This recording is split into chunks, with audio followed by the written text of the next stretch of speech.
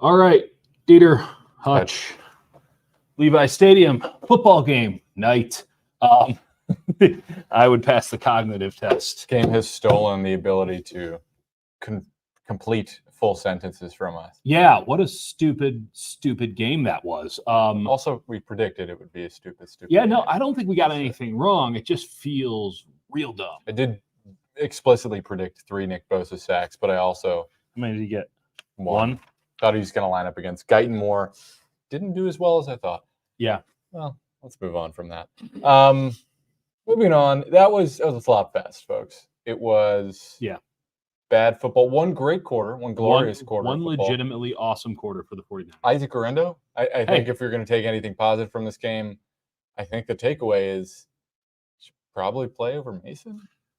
I mean, I think it's naturally built in with Mason's shoulder injury and not being able to touch it. But is it any surprise that Brock Purdy started moving the ball better when he had a check down option from the backfield? I don't think so. It was clear to me, and I think everyone watching, that he is just a natural.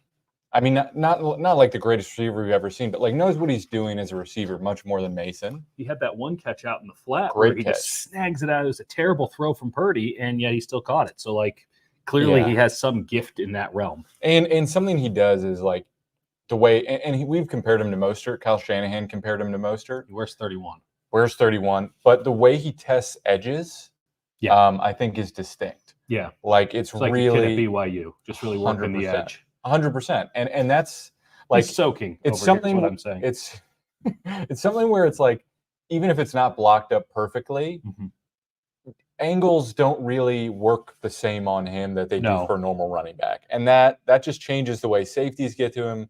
It changes a lot of things, and it just gets you a couple more yards on a play that's either not perfectly blocked or just mediocre. It's telling, right? Second drive, third quarter, the 21-0 third quarter. Yep. You have Purdy passing to Guerrero for 12 yards to start the drive. And then, of course, Purdy has a nice little scramble to extend on a third down. And then ultimately the pick play touchdown for George Kittle. Still not quite sure why that wasn't. I guess it was because Conley was engaged. The safety, the corner kind of pulled him in, and it was like it was something where I was like, I don't think it should have necessarily been a flag, but the fact that they called it and then picked it up surprised me. There were some head scratching things in this game. Oh, it was a very, very strange game. But then you also, you had a couple of really good Guerrero plays. I got to say this too. So something that Kyle went to and something we talked about earlier in the week was, okay, you don't have Christian McCaffrey. You don't have a pass catching back out of the backfield. It's clearly something that this offense requires against man-to-man. Maybe put Debo back there. And they tried that. Debo has no juice. I understand he's in the hospital. I'm not holding it against the guy. The guy had no juice before he went to the hospital. He came back. Guess what? He was not magically healed with IVs and antibiotics. Like, he's in he looks slow. The only play he didn't look slow got called back. It's one of those things where when Debo's at his best, like those plays where he was at the edge, there was one where his Juice blocking out in front of him, and he was sort of waiting for Juice, I guess, to make the block. But like Debo at his best is just running full speed to the edge, and he's testing Trayvon Diggs, and he didn't test Trayvon Diggs. Right. He like stopped and shuffled and waited his feet, and you're like, clearly I don't think he feels like he's at 100%. Otherwise, he'd just be sending it to that edge and just going for it, and he would break a tackle and die for the pile, whatever. But like he didn't have the speed to just go for it. And I think that was notable and apparent on a few plays where they tried to get him out in space on the edge, and he just didn't have that. Like him with the ball in his hands at his best is like one of the fastest players in football. Right. And it's just not that. And he had a couple of plays where he was getting downhill a little bit. There was that drag route over the middle where he was able to get ahead of steam. But in terms of putting his foot in the ground and accelerating, it's gone. It's over. And that is, listen, you have to work with what you got. I don't think that that's a surprise to anybody with the 49ers. Here for a good time, not for a long time. But ultimately, it does force you to change how you game plan because you don't have that backup option. The reason they got Christian McCaffrey in the first place was they couldn't keep doing that with Debo. And the reason that they needed to go back to Debo is because they didn't have Christian McCaffrey. Guess what? They have neither. And I don't know if Christian McCaffrey's coming back after the bye or not. I don't know if Christian McCaffrey's ever going to look like the Christian McCaffrey we saw last year or the years before. But Guerendo, who does have a little bit of scat back in him, who does have the ability to catch the ball. And he's feeling himself a little bit. Like as well he should. I mean, again, he could have scored another touchdown tonight, slid. He's not a great running back, but he is a great athlete. Who has a? I mean, he ran into McKivitz on the first drive. What is it? Just ran square, like just right into his ass. Doing his Ezekiel Elliott. But he's also a guy that like we knew didn't know how to play running back coming out, and he's figuring it out. I mean, it's in every game you're seeing it.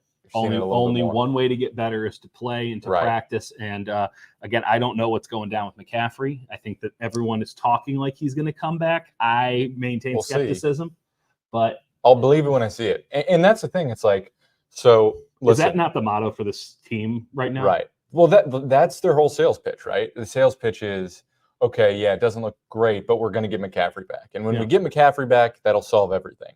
And sure, that's possible. Defensive tackle. Right. My thing is, if you're looking to one player, and granted, for McCaffrey to be the one player is like an outlier. Yeah.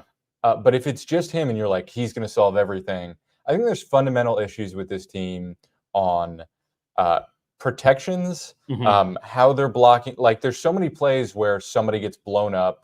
And it's not necessarily always the offensive line. Like George Kittle missed a block on was the first run play.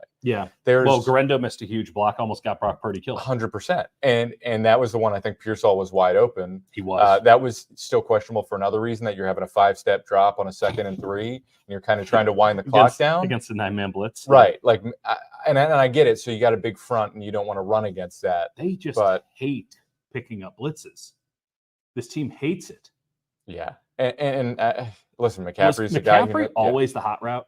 Yeah, did we just not notice I think 100 out of 100 times. I mean, clearly. Well, not just make Guerendo the hot route, because you definitely don't want to back their pass pro. But it's like you got a lot of questions, right? It's like defensive tackle. They were getting moved around, especially early. Like it's Zeke Elliott and Dalvin Cook, and the Cowboys are pretending like it's 2019. And there were times in this game where they were like running the ball effectively, and they're like maybe the worst run offense in the league.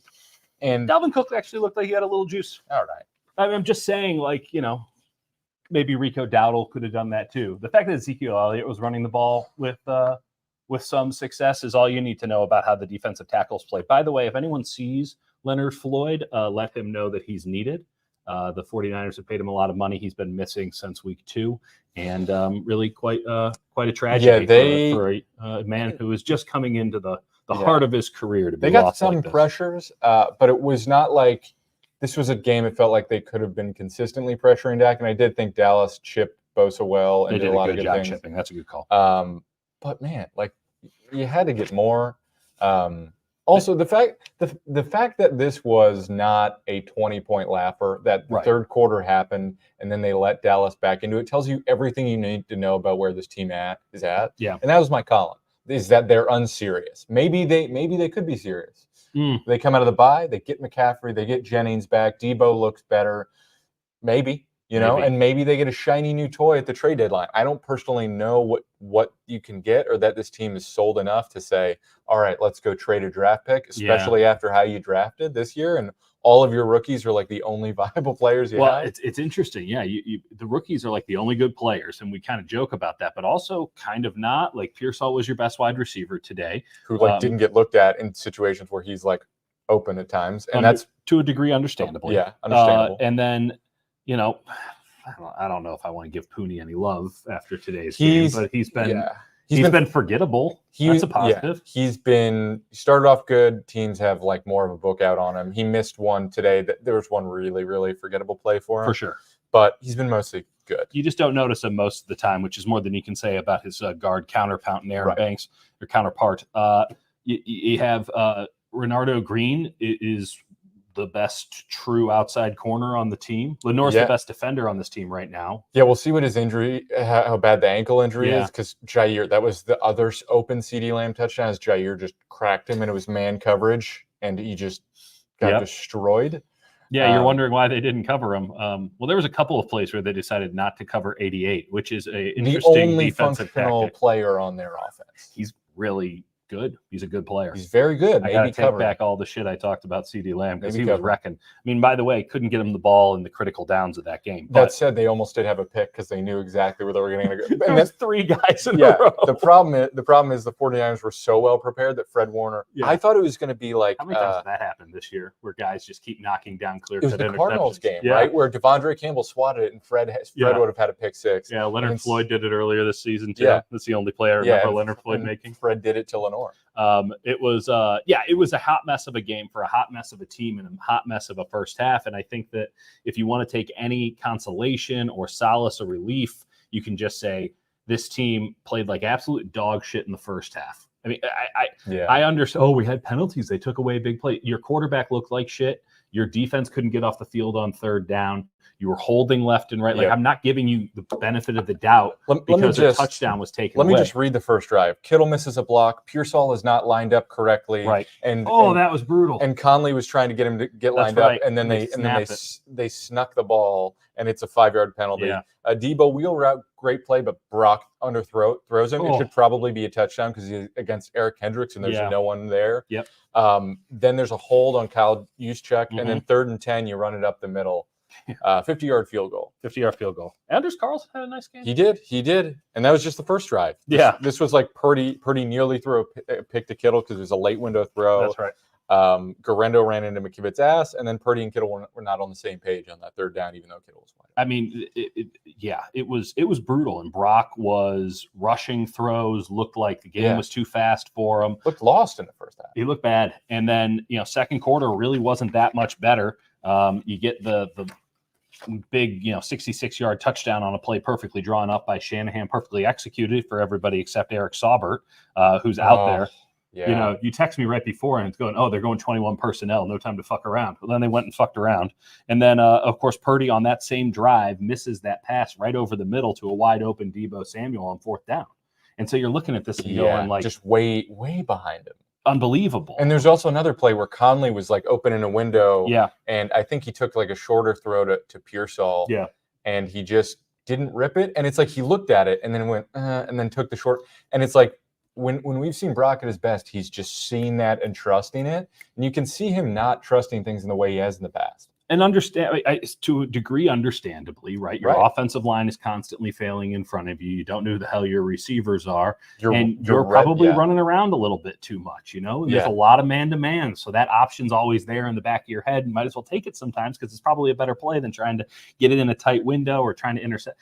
Kyle, I'm sure, is like, can't throw interceptions. You can't throw interceptions. Right. You can't throw interceptions. Well, that shit gets into the back of your head if you're trying to rip it. And man-to-man, you got to rip it. So and it's hot answer and is always safety valve. McCaffrey, where he's like, fuck it, I can throw a 3-yard little thing and he'll probably 14 yards for me. Right, like that's gone. Yeah, so it's nice to know that you can always get a 5-yard gain. And then they started running it in the 3rd quarter. And when Garendo comes in. Well, Garendo comes in and they immediately run it for 19 yards, but Kittle gets called for holding. And you're like, this is just going to be the longest. That's how they ended the first. Oh, no. I thought they had 2 good runs, and then they had a timeout or something. And that's correct. 19, 15, 19, but they held. Right. That's right. And it's just every time there was a stoppage in play, they had a fuck up on the next play. And so you're just like, this is an unserious team, as you noted. But then they come out. I mean, listen, they had 4 straight 3-and-outs forced against the Dallas offense. That matters. They go 43 yards on the first drive. I mean, listen, no, Dallas offense sucks.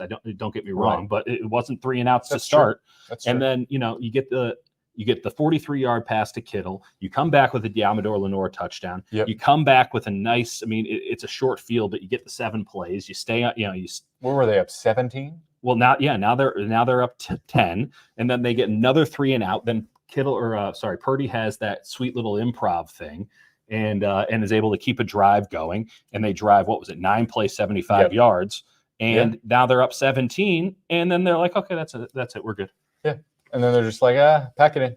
We're good. But let's take note of the fact that their season was 100%. Like, I don't want to caveat anything. Right. Their season is 100% on the line. And they come out in the 3rd quarter and they just laid the wood to them on 4 straight possessions and go up 17 points in a game where they frankly had no business competing. It's and this is not an apt comparison.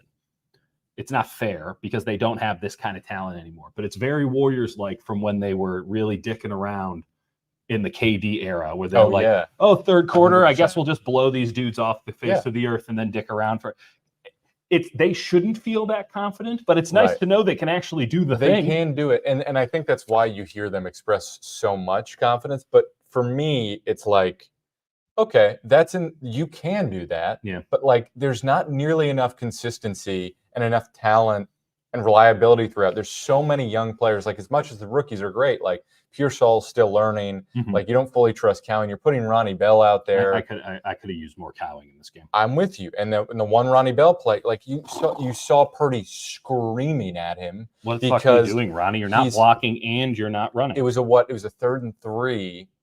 Right. It was a 3rd and 3. And so it's like Purdy's going to scramble. Third and 1. He wanted to scramble, but Bell never blocked for him, so he would have gotten blown up. Right. And he couldn't have done that extendo arm. Right. So it's like if Purdy's going to scramble, he's going to get it on his own. Like, you're a receiver, receive. And that's what happened with Braden Willis in the preseason, where Purdy's like, come back to the ball. Who got cut?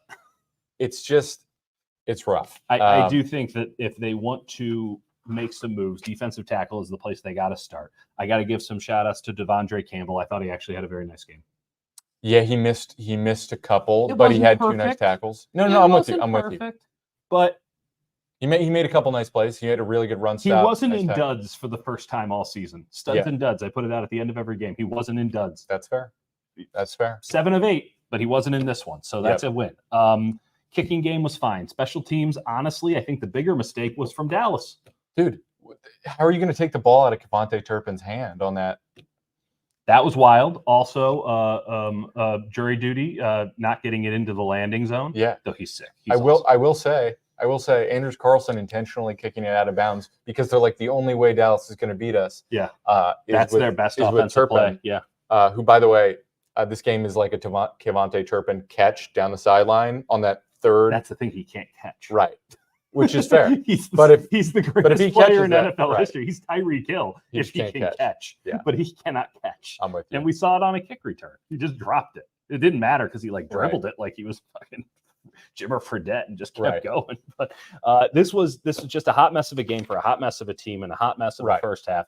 And I wonder if having to click in for just a minute, for just a stretch there in the third quarter, is this team having a sobering moment and saying, okay, hangover time's over. Right. Let's get it on. We'll come back. We get Tampa Bay, who's themselves a hot mess right now. Yeah, no Godwin, no Evans. I mean, there's something to be said for the possibilities here. They could also just not be a very good team, and we can just be on the up and down machine for the rest of the year. Got to prove it. As much as that's coach speak, like genuinely, I can't believe anything from this team. Yeah. Like, I think what you can do with this team is say, all right, the first half of the season is over. We're starting from zero. Let's pretend we've never seen this team before and clean slate. Let's see what they do against Tampa, who has Vita Vea, which is kind of it. That's it. Which is one of those players that is really good against this sort of front. And he can beat 3 men by himself. But if you come out and you look good, this is a team that often, when they get going in the right direction at the right time, they're like, they get sold on their own supply and it works. Yeah. So I'm very, very interested to see what they do at the trade deadline, because clearly some augmentation, even a small one, right? Let's bring in another wide receiver, a depth wide receiver. I'm not talking, number 1 or anything like that, but here's, a Mike Williams wouldn't hurt on this team, right? Oh, yeah. Just that's your 6th wide receiver. It's another Conley type. It's not Ronnie Bell. Yeah. Because obviously Ayuk's not coming back, so you need to upgrade at the bottom end. You got to Farhan this thing. I would like to see another linebacker come in. D. Winters picks up a concussion today. They weren't going to play D. Winters. Yeah, they played Tatum Bethune for 1 snap. Yeah, clearly they don't trust him. A couple more. Yeah, and so they probably need another linebacker unless they want to go with Jalen Graham, which some people suggest they should. It's the trouble I have with this team is, I think if you're going to go clear spots, wide receiver, defensive tackle, linebacker, right? That's right. But tight end, they're never going to do that. I think a second tight end might be. We've been saying that for a decade. That's fair. And they've never listened to us, and the dream is dead. And we believed in Eric Saubert, and he had one incredible game, and I liked it. But he's a good blocking tight end. What if now that we've completely given up on the possibility of 2 tight ends, they're like, we can do this now? I would love Peter it. and Jake are off. Our Jordan fucking Reed. case. Remember the Jordan Reed experiment? They could just never get him and Kittle on the field at the same time. Yeah. And he had that one shoestring catch. It was unreal. Should we take some questions? I think we should do some questions. If you have questions, get them in there, or comments. We can just do comments. We can do that too. Questions, okay, comments, let's go with mostly concerns. let's talk defensive line. Very low confidence. I presume this is Jesus or Jesus. We're going to call him the Jesus, saying he has low confidence on the defense, especially defensive line. I actually thought the secondary was pretty good in this game. I know CeeDee Lamb kind of messes that up. It was one bust, and then Renardo Green getting ramrodded. If you have to target somebody 17 times, did he get targeted 17 times? He got targeted 17 times. Like, you don't have that much else going for you, and like, that guy makes a lot of money. I'm not that concerned with him getting targeted 17 times. Now, I will say, per others, here we go. This is Jimmy. What are you guys thinking of Charvarius Ward? Seems like his play has regressed a lot, and he was searching for himself on Twitter after the game, which is always a good look. By the way, both number 7 corners had bad interactions with reporters after this game, which is just not good. Not a good look. Granted, pun intended. Yeah. Ward looks like he is compensating for a lower body injury. So that's my take on it. Remember at the start of last year, it was looking rough where he held a lot, right? Yeah. And then as the season went, it got better. Either they stopped calling it less, or he figured it out. It's a thing where, like, if you're in that position, and he's like in position a decent amount of time, but he's just like so clearly grabbing. And even if it's not making a difference, his hands are like on that one in the end zone. He doesn't was know like how to grab, apparantly. It's just so clear. Instead of just shadowing right here, he's like, "What if I got into your pits?" Like you should. That's like what. Right. You're just trying to maintain connection. Right. You don't need to also try to be unhinging their shoulder pads. You know? It's the way easy for us to say. It's that clear. That's the real problem.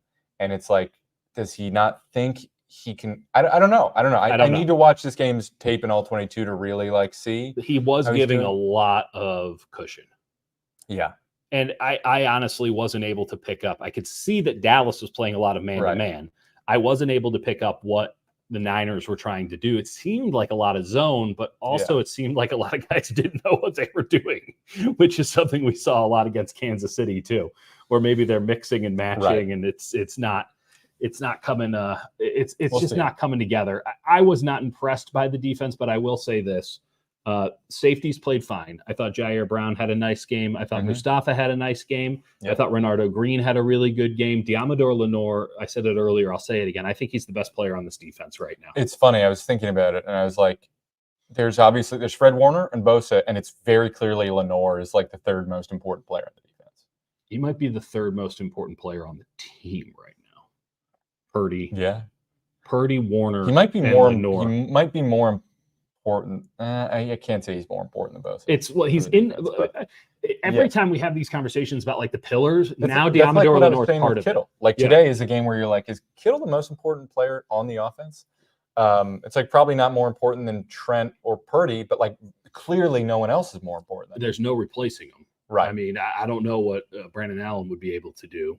I don't think there's replacing Purdy either. But Kittle's also played well when they've had replacement quarterbacks. They just don't win. So. It's true. Suffice it to say, as bad as Charvarius Ward's contract year has been, Diamador Lenore's contract year has been that good. They're going to have to pay him. They're going to have to pay him. I don't think there's two ways about it. And if they don't do it, somebody else will. Yep. And I think that at this point, all they can hope is that they somehow can fudge the numbers enough to where he doesn't get to make all pro as a cornerback, but rather as a defensive back, as to prevent him from having a very large those negotiations are going to be disgusting. They've already started to do it, right? When they put out the roster, they put him as a nickel back and a defensive back. Like because he's doing more, he's worth less. That's right. That's how they're going to market it, and that's just how negotiations go. But. All right, Eric, most realistic trade option. I like the one I already threw out there. I like Mike Williams. Mike Williams is solid. I tried to look for defensive tackle options. There's not a lot. Nothing. What about the Panthers? Do they have any? Let me just. That's the other thing I'm just too. When you have entire this incredible. I mean, I'm not a big Deontay Johnson guy. I can buy it. Deontay Johnson's an option. I'm not sure I'm sold on receiver unless you're getting him for. I think what you need is a viable X receiver who isn't going to be just somebody who can run the goddamn routes effectively. Does Josie Jewell do anything for you? No, he's too slow. He's too slow. He was a really good player in college. What about Tommy Tremble as your third tight end? I do like a Tommy Tremble in my life. I like that a lot. There's that. I think, and then it's a lot of players I have never heard of before. I think it's more important to think defensive tackle, tight end, wide receiver, linebacker. Of those options in total, I would say wide receiver is most likely to get moved. I think that's fair. I think that's fair. I think the most impactful would be just like a gap plugging, semi-young defensive tackle. That is tough to find, especially for relatively cheap. I don't know what teams are going to offer that and whether the 49ers are going to be willing to, offer much for it. Jimmy coming in saying, I heard rumors about DeForest Buckner. Let me tell you right now, I heard that rumor too. That's some of the dumbest shit I've ever heard. Like, the Colts love DeForest Buckner. The Colts, even though their quarterback can't complete a pass, it's kind of awesome. It's a fascinating experiment that they're running there. They're a very good run stopping team. They have, what is it? Former President Grover Cleveland. What's his name? Grover Stewart. Grover Stewart. They have a very impressive defensive tackle combo. Yep. That's the backbone of a defense that has to do way more than it thought it would have to do. They're not moving them. So Buckner's not going anywhere. DJ Jones, is DJ Jones still on the Broncos? Yes. I saw him hauling ass to chase down a screen. He's still flying around. I think they still like him. A'Shawn Robinson. He's not really a gap plugger, but he's a big boy. He is a big boy. He's a big boy with some athleticism. He looks like Luell from Breaking Bad. You could get him. He's not playing well, but he's also playing for the Panthers. And he just got paid. So Jesus saying trade for Quentin Williams. Can't afford him. Can't do it. Can't get him under. No, you're thinking too big. Think both bigger and smaller. You need to think fourth round, because the flip side of this is the Niners are one Brock Purdy twisted ankle away from drafting in the top 10. Okay? Oh, genuinely. So this whole thing is just hanging on by a thread. They can win the Super Bowl or they can be drafted 7th. There's really not that much difference with this football team. So you cannot hedge your bet on a draft pick and go like, well, we'll just give up a second or a third. That's the reason you're in the situation you're in right now. You traded all your second and third round picks for Christian McCaffrey, who was worth it. You also traded 3 first round picks for Trey Lance, who was inactive for the Cowboys tonight. So obviously not worth it. You have to, if you're going to move somebody, you can move a day 3 pick. Yep. That's fine. You've got comp picks coming out of your ears. You can figure that out. You cannot move top 100 picks at this juncture with the team that's 500. No. You can't do it. So I would try to get anything you can from the Jets. I would try to get anything you can from the Patriots, even though they won. Has anyone ever heard of Jeremiah Ledbetter? I've heard of Jeremiah Ledbetter. It's a viable option. There we go. Jags. Anyone on the Jags? Darnell Savage from the Jags. Basically anyone in the NFC South. They got another safety. I forget his name. He's kind of speedy. He's an option too. But I'm taking safety off the board. That was something that I was actually pretty keen on, and understanding Dallas and Kansas City, it should be noted, not pushing it as far as I thought. But one, I don't think the Patriots would trade. This is Josh Uche. I think the Patriots really like him. Also, I don't think they're going to go for an edge rusher. I know they love to do that, but I think that they think Yetur Gross-Matos is going to come back, and they've gotten good production from Samo. Samo's been great. Who's like, they kind of have something with him slotted in at 3 technique on pass downs. Yeah. They're not getting much from Floyd, but again, Floyd is probably out there more than they wanted, with Gross-Matos. So, I mean, maybe, but I don't think edge rusher is something that they're going to say, all right, this is a desperate need, unless it's, a great deal for a great player. Yeah. Jello saying that they're going to pay Greenlaw, Purdy, and Lenore. You got 2 of the 3 right there. People, yeah. Greenlaw's not getting paid. It's not happening. We love Dre Greenlaw. We love Dre Greenlaw. But nice guy. He's coming off an Achilles. Super fun player. It's hard to imagine he's going to be anything close to the same. That's just how Achilles injuries work. Yeah. And he's not getting paid. He got paid once. Yeah. Not getting paid again.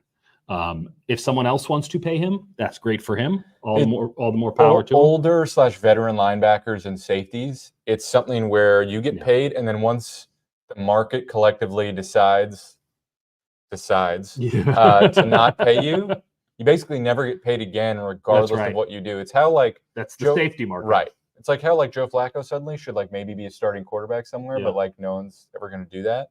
Not that I'm saying Joe Flacco. Cisco is the guy I was thinking of. Thank you, Safi. Oh, nice. I do like Cisco. He fast. Probably do need another running back. Ian Sharp. I don't even know where you go because they've got Keyshawn Vaughn on the practice squad. Can you send a 7th round pick to the Rams for a certain someone? Who are you thinking? I'm thinking Cody Schrader. I wasn't sure if you were saying Jake Funk, who's I'll take a Jake Funk too. I need a white boy running back on this team. They got a white boy wide receiver. We need a white boy running back. I don't think they would trade back for Cody Schrader, but I think you can get a backup running back somewhere off of practice. Suffice it to say, we got ample time over the next week and a half. Luckily, nothing else is happening, and so we have nothing else to think about. But trade deadline day, which is the most important thing happening on November 5th. So it's I'm actually happy it gives us something to actually think about instead of paying attention to nonsense. Thanks, Nick. The climate is different, you guys. I am of the mindset that the Niners do need to make a little bit of a move, but anything bold and brash needs to be such an obvious win.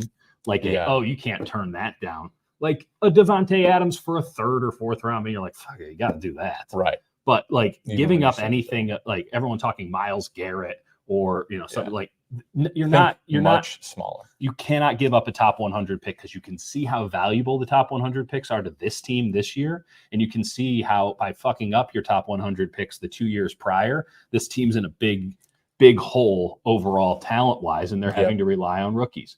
Last one here. What changes do the Niners need to make on defense? Can't keep going to this prevent defense and giving up points when they get a big lead. Sorry, one receiver name to throw out at you. They've got a great relationship with the Titans, who are open sellers. The ghost of Tyler Boyd. Just saying. I'm down. Just saying. I'm down. Sorry. Do you want you want to get a Calvin Ridley? It's not legal to gamble in California, so he'd be good. Sure. He can run away from the DraftKings problems. Changes that they need to make on defense. I mean, is it? I'm still not sure if Nick Sorensen's a good coordinator or not. No. The further this goes on, the more I have to think he's probably not. But we're not all the way there yet. But he's also seen what happens when you try and put your own stamp on it. Yeah. And Kyle's preference has always been simplicity and just I think that's Fred's preference too. Right. And just trust your personnel and kind of let Fred be in charge and just play sound and be simple and occasionally run some stunts. Some run blitzes, I think, would be a nice wrinkle given how weak they are on the interior of the defensive line. I'll give you 2 things. One, I think you need to blitz Lenore more. Oh yeah, I would like to see that. They don't blitz their DBs almost ever. I think they need Lenore in coverage so much that they're scared to do that. Understandably, that's a fair concern. They're not wrong. I'd still like to see it more. Yep. Second, I'd like to see any other linebacker next to Fred Warner, just to find out. Third, I would like to see tighter splits on the defensive line.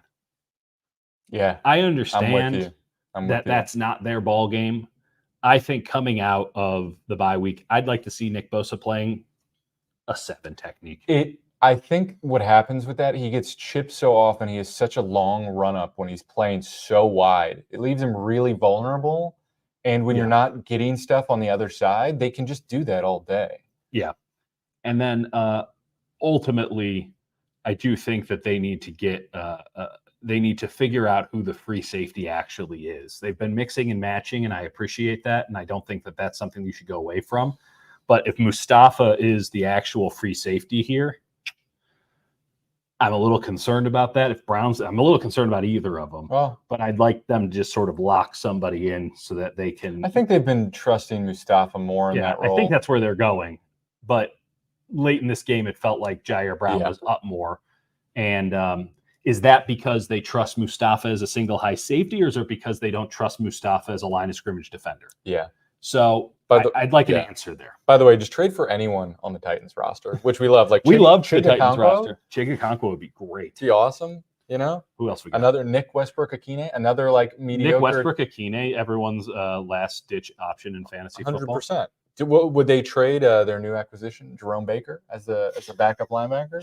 Jerome Baker, never unpacked. Apparently, Ernest Jones, who I defended and almost got in an argument with someone online, is actually a nice discourse.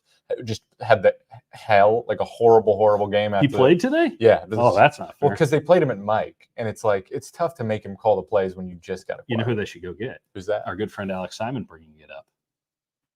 I would love it. I would love it. Aziz on the Texans. Aziz plays for the Texans. Sorry. Who are the linebackers for the Titans right now? Well, as I just mentioned, you've got Jerome Baker. Yeah. And Kenneth Murray. Kenneth Murray's pretty good. Kenneth Murray, like the former Oklahoma guy? Former Charger? Yeah. Kenneth Murray. I don't know. The fact that I don't know them off the top of my head doesn't give me any confidence that they're going to be in good. This is a somewhat interesting question. This is about Huff? Yeah, well, he's probably not coming back. He's like going to wait 3 weeks and then try and put it in a cast, and then it's a good question though. Can you play him at weak side linebacker? Probably not. I don't think so. I think you can play him at Sam, which is basically what he is. Right. But you know what though? Let me throw this to you, because Fred was drafted and he was a safety, and then they're like, we're going to actually make him a weak side linebacker, move linebacker, and then they're like, oh, we'll just move him to middle. Maybe there isn't as much of a difference as I thought. Now, the issue is Huff isn't tall. Like, that does seem to be some sort of requirement to have a little bit of height. Right. And you just face so much of the second level blocking from, like, you get singled out. And if you're small, like, you just don't have the strength to deal with some of those offensive linemen. So I think him at Sam is like an intriguing proposition. If he can come back, it doesn't sound promising. Who is the most who is the player on this 49ers roster you expect to see more of now that we've had a bye week and some time to work on stuff? Cowing. That's a I great expect answer. to see almost none of Ronnie Bell after the bye. He might not even be on the team. I'll say this: Jake Brendel had a game where I didn't note him once, so I think the Nuge is not imminent. Also, the thing of like, I forget who. I think it was honestly Alex Mack. It was Alex Mack, and we talked about it. And he had I don't know if anyone remembers, but Alex Mack had a pretty rough start to the season. I think the year they signed him, he was looking slow. He's looking rough, and he said something to the effect of, "There's scar tissue, and like as you're older, it takes time for that scar tissue to wear down for your legs to get under you." You know it. You get into about mile 10 of that bike ride, and you're like, I actually know what I'm doing here. I said that about Devondre Campbell today, where I'm like, is he figuring it out? Is that scar tissue breaking down? Yeah. Is it actually the inverse, where I thought the wheels would come off in the second half? Yeah. And it's the other way around. And Brendel, like, have not noticed him as much. I wonder if that's the case. It's starting, all those calluses are starting to turn into functional muscle. It's no longer just loose cartilage bouncing around. That's a nice thought. I think they were just playing the Cowboys. Okay. We will have content between now and the next game. I think we'll have a you tell me. We'll have a mid-season, where are they? Where are they now? Where are they going? Who he play for. Right. We'll have just a sort of a total check-in with where people are at. Yeah. Maybe like a studs and duds thing. Well, studs and duds is a good call. And then like a trade deadline, either preview or trade deadline live spectacular. Yeah, we'll do an extravaganza for sure. And then I want to talk about anything other than. And then we'll hang out with our families. No, I don't like that. That sounds bad. We shouldn't do that. Okay. We'll talk later. Appreciate you, folks. Bye. We should probably end this. I always want to leave the studio.